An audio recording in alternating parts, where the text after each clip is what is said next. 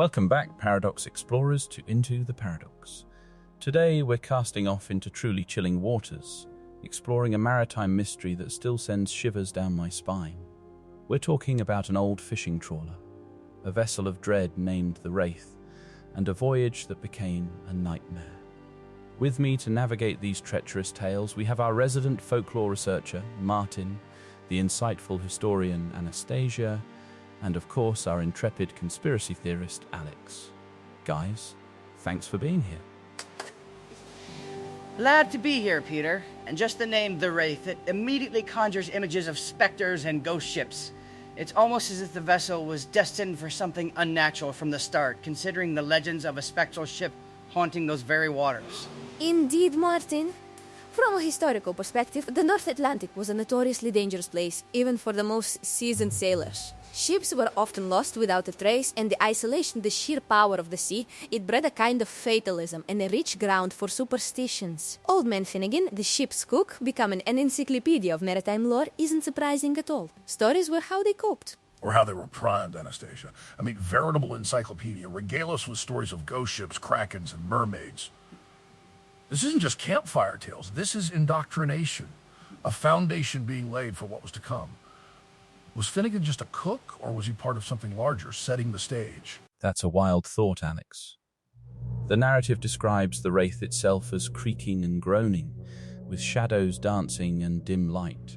It sets a palpable atmosphere of unease before anything even happens. Then we meet George, a quiet man with a deep sadness, a sadness that was clearly etched into his very being, compounded by personal tragedy. Then that's key, isn't it? The sea is a jealous mistress, demanding respect and often claiming a piece of your soul. That's a classic sailor's adage. When you're out there, completely at the mercy of nature, facing storms that threaten to swallow you whole, it strips away everything. It reveals the raw vulnerability beneath the surface. For someone like George, already carrying a burden, that isolation and power could be amplified. The idea of the sea claiming souls or demanding a piece of your soul is very prevalent in folklore. It speaks to a primal fear of the ocean as a living, conscious entity, not just a body of water. Legends are full of sailors who succumbed not just to the physical dangers, but to the psychological and even spiritual demands of the deep.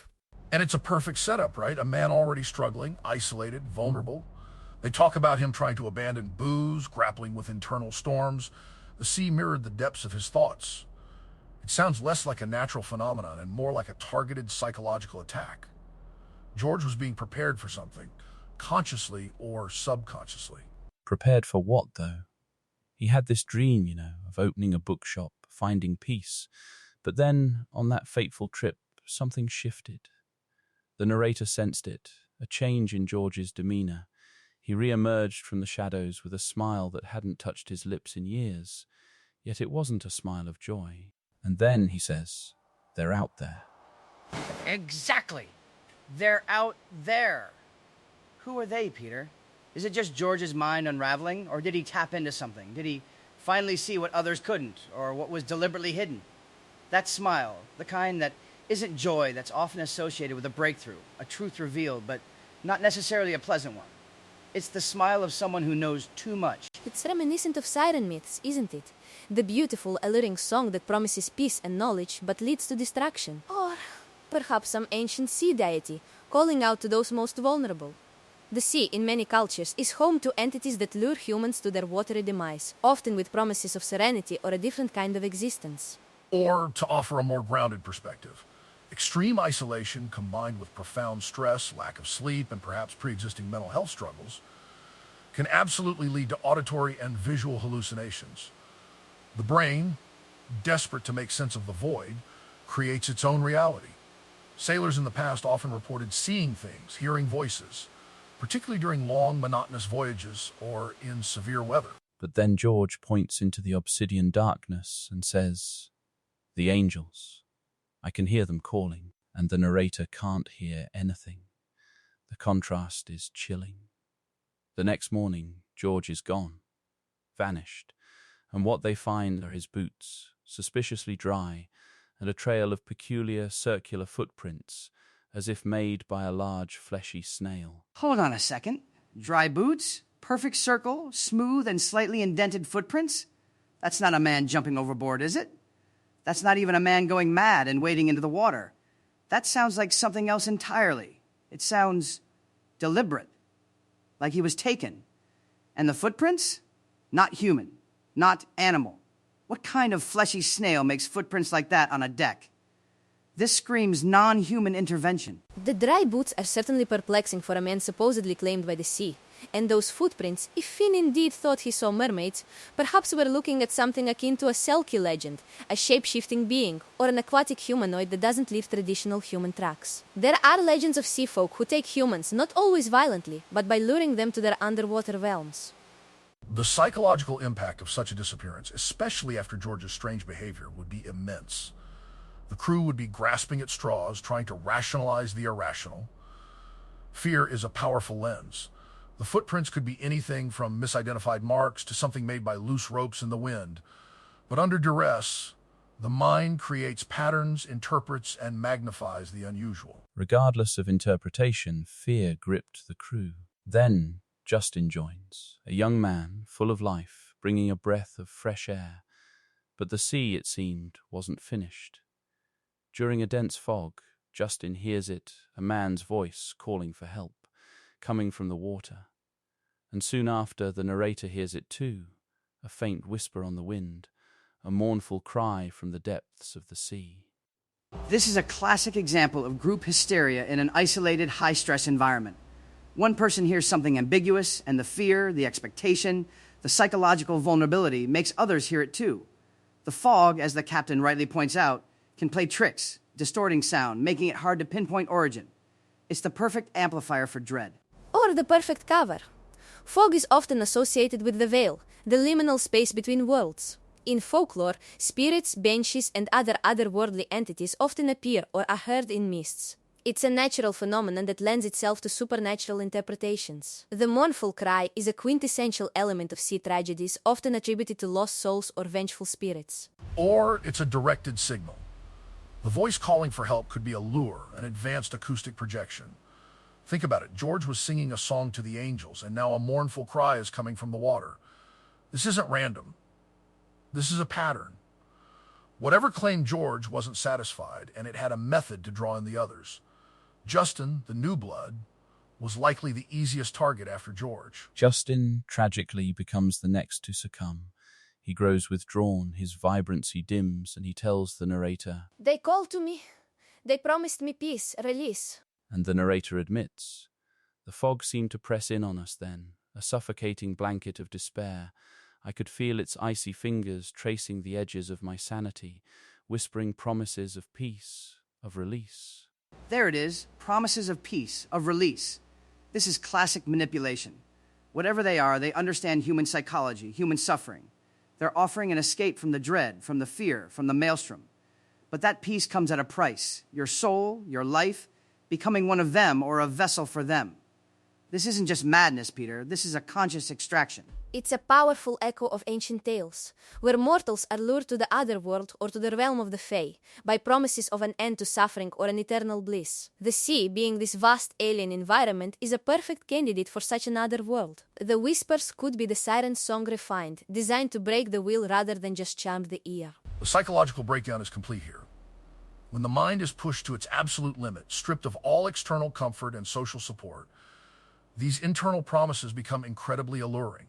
The desire for peace and release is a universal human need, and when confronted with an inescapable horror, surrender becomes a form of perceived freedom. It's a tragic end to the human spirit in extremis. And the crew, one by one, succumbs.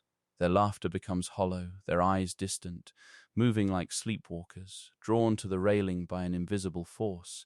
Even the captain's iron will crumbles. The Wraith becomes a prison, a floating coffin adrift in a sea of madness. The narrator is the last one standing, watching the maelstrom consume them all. This is the complete collapse of social order and individual resilience. When leadership fails and the collective mind gives way to terror, there's no going back. It's a terrifying testament to how fragile the human psyche is when confronted with sustained, overwhelming dread and isolation. Historically, entire crews have been lost to madness at sea, though the precise causes were rarely understood. And this is where the sea truly claims its own. Not through a storm, not through a kraken, but through an insidious psychological unraveling orchestrated by something unseen. It's almost more terrifying because it's not a brute force attack, but a subtle, creeping corruption of the mind. The Wraith isn't just a ship, but a conduit, as the narrator says, between worlds. A conduit, yes, but who built the conduit? Who directed the current? This isn't just random supernatural phenomena, this is controlled. The whispers, the promises, the methodical breakdown of the crew, it smacks of an experiment, a harvesting. Were they sacrificing these souls? To what? Some ancient entity? A hidden civilization beneath the waves? The ethereal hum from the ship's hold after it ran aground, that's the signature of whatever was at work. The Wraith was found run aground, no survivors. The official report, as expected, spoke of a rogue wave, a freak accident, but the narrator, the one who lived to tell, knew the truth was far more unsettling. The empty eyes of dead fish, the tangled nets resembling monstrous claws, and that faint, ethereal hum from the ship's hold. A rogue wave, please. That's the official narrative, the one they feed the public to keep them from asking uncomfortable questions. Unpredictable fury of the sea. What a convenient blanket statement. The dead fish, the hum. This wasn't nature, Peter. This was an active, intelligent force. The Wraith fulfilled its purpose as a conduit for something that had a specific agenda. The ethereal hum is a classic sign of an energetic residue, a lingering presence. If the ship was indeed a conduit, then that hum is the echo of whatever passed through it, or whatever still resides within its walls. And the dead fish, for me, points to an unnatural disturbance of the ecosystem, a magical or monstrous disruption, rather than just an accident. From a historian's perspective, this is how many unexplained maritime disasters would be explained away. In the absence of bodies or clear evidence, attributing it to the sea's unpredictable fury was the easiest way to close a case. But the survivor's testimony, the details like the footprints and the hum, they offer a window into the lived horror, regardless of whether it was psychological or supernatural. And that survivor, carrying the weight of their memory, continues to walk the shoreline, both drawn to the sea and repelled by it. They heard the whispers, saw their friends succumb. The sea took everything, but also gave them a glimpse beyond the veil, a taste of the infinite, a knowledge that some things are best left undisturbed. So, to wrap this up, what final thoughts does the Wraith leave you with? It truly underscores the ancient belief that the sea is not just a place but a dimension, a realm of its own with its own rules and inhabitants.